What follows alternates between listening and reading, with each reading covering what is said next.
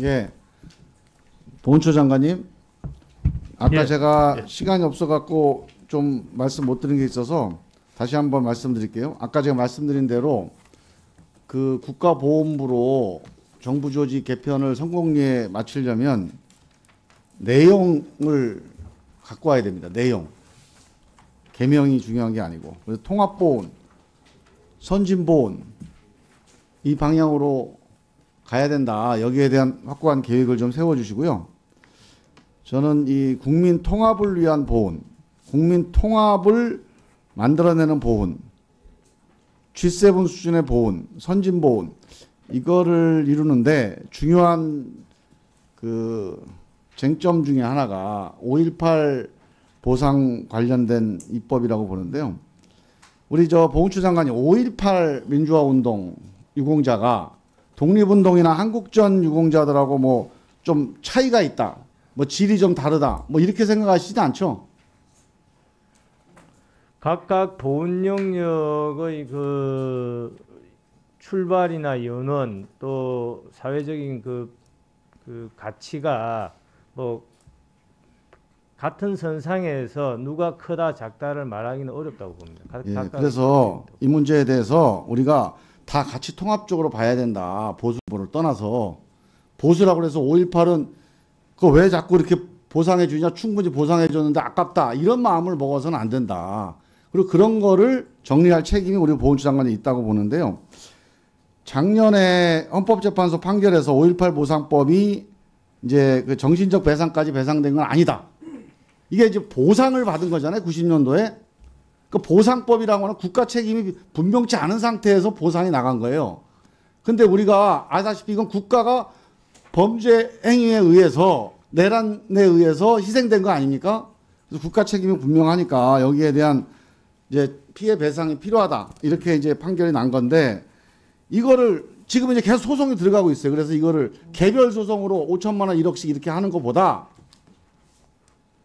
이 5.18 보상법을 국가유공자법으로 통합을 해서 국가유공자로 인정을 해서 여기에 대한 보훈 수당을 지급하는 방식으로 내가 비용을 비교해 보니까 얼추 비슷해요.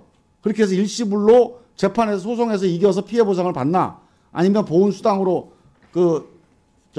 일괄적으로 제도적으로 해결을 하나. 그래서 여기에 대해서는 이번에 그 국가유공자법 개정안을 통해서 이 문제에 대해서 좀 근본적으로 해결하는 게 필요하다.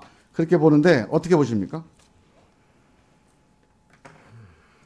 지금 뭐 의원님이 지적하신 바대로 그 이제 헌법재판소 판결 결정으로 인해서 그게 과거에 그 재판상 화해가 성립된 거로 본다는 그 5.18 보상법이 이제 위헌이 났지 않습니까? 그래서 지금 제가 알기로 한 400건 정도 개별적인 소송을 진행 중인 거로 알고 있습니다. 그 정신적 손해에 대해서. 그런데 어떻든 지금 대법원 그 소송을 기다리고 있기 때문에 그것을 사실 뭐 지금 의원님이 지적하신 게 워낙 그 큰 일이라서 제가 이 자리에서 딱 뭐라고 단어는 내리기가 참 어렵습니다. 그게 여러 가지 법적인 절차도 있고 또 입법 사항일 뿐만 아니라 여러 가지 역사적인 그런 그 평가도 있었기 때문에 한번 뭐 하여튼 의원님 말씀하시는 거를 좀 더 심도 있게 뭐 검토를 한 뒤에 또 다시 한번 그 설명을 드리는 그 시간이 있었으면 좋겠습니다. 이게요, 우리 장관님 꼭 기억하셔야 되는 게 5.18에 대해서 국가가 책임을 지지를 않았어요 지금까지. 그냥 보상만 해도 보상은 책임이 아닙니다. 위로예요, 위로. 이건 위로의 대상이 아니고 책임의 대상이에요. 그 문제를 우리가 이번에 해결을 해야 된다. 이게 입법의 추진인데 장관님께서 이 문제는 통합보상, 선진보상 이런 기준에 따라서 좀 분명하게 해결을 하겠다. 이런 각오를 좀 하시기를 부탁드립니다. 예.